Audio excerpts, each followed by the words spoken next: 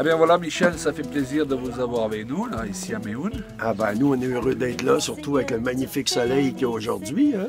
Et puis on était contents de passer cette journée aussi. Vous étiez invités à la Castille, là, comme orateur. Et on a beaucoup apprécié les enseignements. Et c'est évident que ton appel est celui d'un évangéliste. Hein. Il n'y a pas de doute à ce niveau-là. Hein. Je me le disais hier en t'écoutant. C'est l'évangéliste de chez évangéliste. Et alléluia, combien il en faut aujourd'hui qui annonce clairement le message de l'évangile. Et tu as parlé aussi sur la guérison divine hier. Tu peux peut-être nous faire un petit résumé des différents points que tu as abordés qui pourraient bénir les personnes qui regardent cette vidéo. Ouais, ben d'abord, merci au Père Jean-Michel Tour qui nous a invités et à Joël Andrés et son groupe de musiciens. C'est tellement glorieux de prendre la parole après un temps de louange aussi bénissant qu'eux ont animé. Ça facilite vraiment quand tu apportes le message. Oui, la louange est excellente. Hein? Oui, c'était vraiment... le ciel est descendu sur terre. Donc après, c'est beaucoup plus facile d'apporter le message. Et c'est vrai que dans la première partie, j'avais sur mon cœur ce message sur l'importance d'évangéliser. Ça s'appelle les assemblées du réveil. Et j'avais demandé au Seigneur, de quoi avons-nous besoin de nous réveiller? Dans quel domaine de notre vie on a besoin d'un réveil? Et majoritairement, ce que je m'aperçois dans les différents lieux qu'on visite, on a perdu un peu l'évangélisation. L'Église s'est comme repliée sur elle-même et il y a cette mentalité de dire le monde est mauvais, donc on doit rester exclu du monde et entre nous. Et c'est pas ça la mission que Jésus nous a confiée. Il nous a dit, vous recevrez une puissance, le Saint-Esprit, qui viendra sur vous et vous serez mes témoins. Alors, c'est pas un témoin, c'est quelqu'un qui va vers les autres, témoigner de ce que Christ a apporté dans sa vie. Qui j'étais avant, la rencontre personnelle que j'ai eue avec Jésus-Christ, comment elle s'est déroulée, et qu'est-ce que ça a produit dans ma vie depuis. Et un verset clé qui était mentionné hier, c'était dans 1 Jean 5,12, qui dit « Qui n'a pas Christ n'a pas la vie ». Parce que la vie éternelle ne se trouve qu'en Jésus-Christ et Jésus-Christ seul. Et qui, aujourd'hui, meurt sans Christ, c'est pas moi qui le dis, c'est la parole de Dieu, il est perdu éternellement. Donc, on a une mission, l'Église. Et notre mission, c'est d'aller annoncer la bonne nouvelle du royaume de Dieu à notre entourage, les gens qu'on côtoie, les gens qu'on rencontre, simplement en les bénissant au nom de Jésus, en osant leur témoigner que Dieu est amour, parce qu'on a tellement une fausse conception de Dieu. En tout cas, moi, je l'avais jusqu'avant ma conversion. C'était un père fouettard, un Dieu qui nous punissait. C'est un Dieu duquel on ne voulait pas s'approcher. Mais Jésus-Christ est celui qui nous amène au Père. Et quand tu étudies la vie de Jésus, tu ne peux pas faire autrement qu'avoir du respect pour lui, parce que c'est un homme que partout où il allait, il faisait du bien. Mais il était plus qu'un homme, il était Dieu fait homme. C'est ce qu'on va célébrer dans quelques jours, la fête de Noël. Et donc, la personne de Jésus-Christ, elle est le moyen, le seul chemin. D'ailleurs, Jésus dira, « Je suis le chemin, la vérité et la vie, nul ne vient au Père que par moi. » Donc, c'est important qu'on puisse parler de Jésus dans notre entourage. Et il faut sortir de notre mentalité de rester entre nous pour aller dans le monde. On n'a pas à avoir peur du monde. Au contraire, c'est nous qui allons affecter le monde par l'Esprit de Dieu qui nous habite. Et Jésus, sa prière au Père a été, « Père, je te prie pas de les ôter du monde, mais de les préserver du monde. » Et il dit, « Voici, je vous envoie dans le monde, non plus comme faisant partie du monde, mais vous êtes le sel de la terre et la lumière du monde. Mais si le sel reste dans la salière, il sert qu'à décorer la table. Il faut qu'on sorte de la salière, qu'on assaisonne, et quand on assaisonne, ça donne du goût, ça donne soif, et ça protège. Le sel était utilisé comme moyen de protection pour prévenir la putréfaction. Ben aujourd'hui, le sel que nous amenons, c'est la bonne nouvelle de Jésus-Christ qui est annoncée dans les évangiles.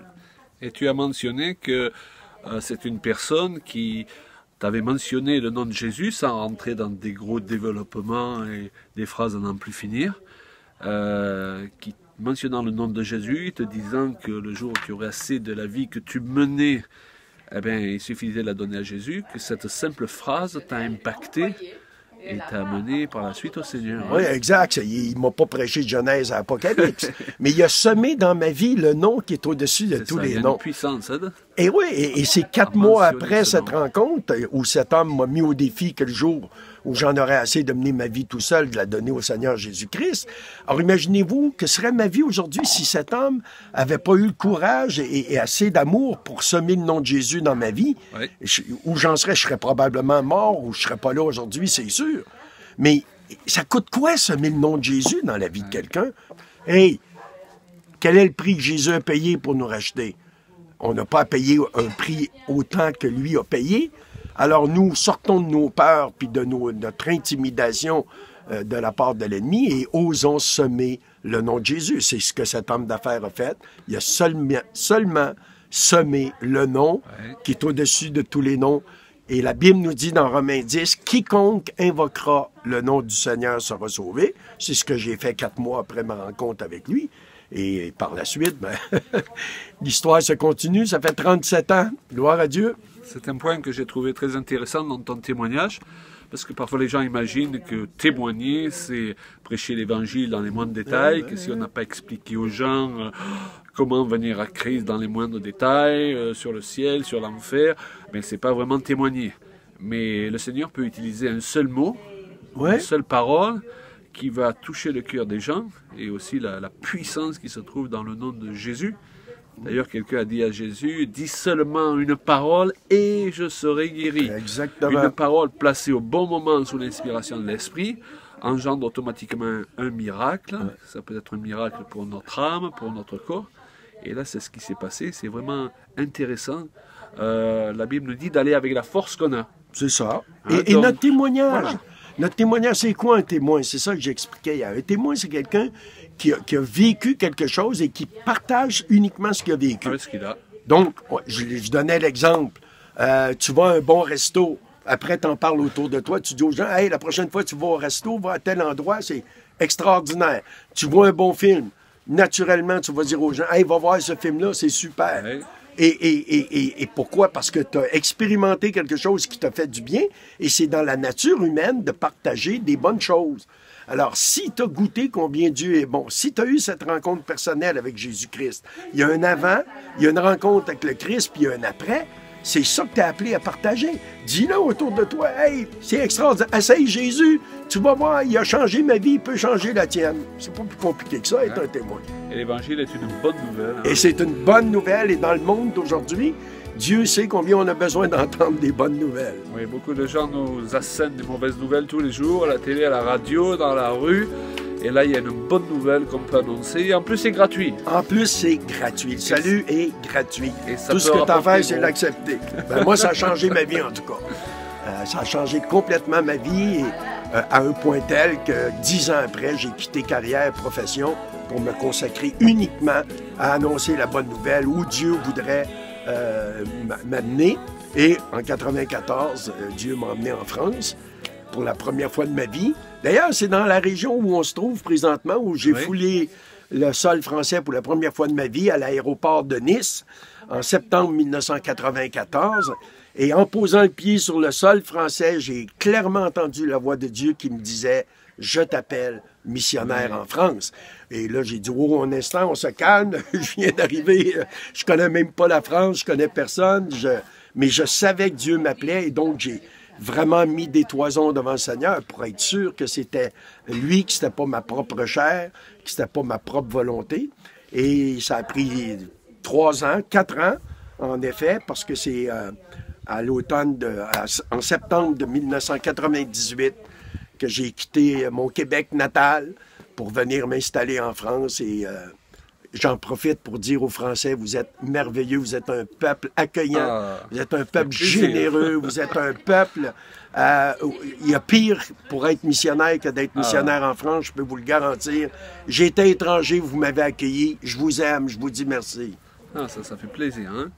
Éphésiens 2:10, la Bible dit que Dieu a préparé pour chacun de nous des œuvres d'avance afin que nous les pratiquions, des œuvres qui consistent aux choses qu'on est appelé à vivre dans la vie de tous les jours, et puis qui consistent aussi dans l'appel que Dieu nous a adressé pour le servir dans le ministère, comme on dit, Mais le ministère, il n'est pas réservé à une catégorie d'élus, même si on a des appels différents.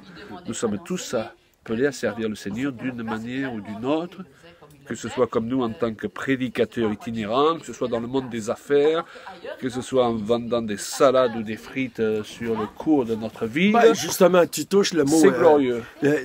Tu parles en vendant des salades, peu importe. J'ai débuté, moi, dans le ministère, il y a 27 ans, en enseignant la vente et le marketing selon les principes bibliques, parce que c'était mon vécu. Depuis ma conversion, je me suis converti, j'étais homme d'affaires, j'ai appris les principes de la parole de Dieu et je les ai mis en application, puis j'ai vu que ça marchait.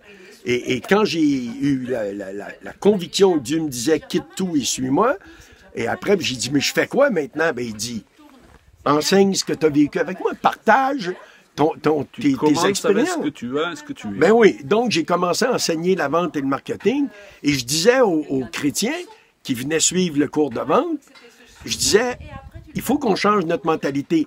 T'es pas un homme d'affaires chrétien.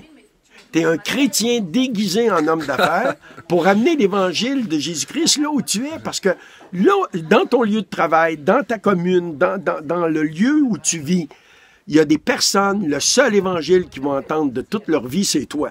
Paul, il dira qu'on est une lettre vivante, un épître qui est lu devant les hommes. Alors, quelle sorte d'évangile ils lisent en me voyant vivre? Il y a des gens qui n'ont pas un évangéliste, qui n'ont pas un grand ministère international qui va pouvoir les atteindre, mais toi, tu peux les atteindre. Donc, si tu pars avec la mentalité de dire « je suis pas un homme d'affaires chrétien ou un vendeur chrétien ou un ouvrier chrétien, mais un chrétien dont la fonction de travail, quelle qu'elle soit au niveau séculier, est un outil pour lequel Dieu me permet d'atteindre des gens que personne d'autre pourra atteindre. » Oui. Je suis dans le ministère, de toute façon, là où je me trouve. Là où je me trouve. En mission pour le Seigneur. Exactement. Là où tu es, tu es en mission pour le Seigneur. Eh bien, nous prions que ces réflexions peuvent être un sujet de bénédiction pour ceux qui visionnent cette vidéo. Et puis, nous encourageons chaque personne, là où elle se trouve, eh bien, de faire et d'aller avec ce qu'elle a. Va avec la force que tu as. Va avec la force que tu as. Ouais. En effet, on ne peut pas aller avec ce qu'on n'a pas. Et puis, ce qu'on a, c'est parfois peu. Mais Dieu va utiliser ce peu, parfois une simple phrase, un simple sourire, qu'il va oindre, on peut dire, de son esprit, et qui va marquer toute la différence. Ouais. Alors, juste peut-être une dernière chose, j'aimerais dire à ceux qui nous écoutent. Parlez pas de Dieu. Parce que Dieu, aujourd'hui, chacun s'est fait un Dieu à son image. Ce n'est plus Dieu qui a créé l'homme à son image, mais c'est l'homme qui a créé Dieu. Dieu est faussé. Exactement. Dieu cosmique, Dieu ésotérique, Dieu maître de l'univers. Je suis Dieu. Dieu, tu l'as à toutes les sauces.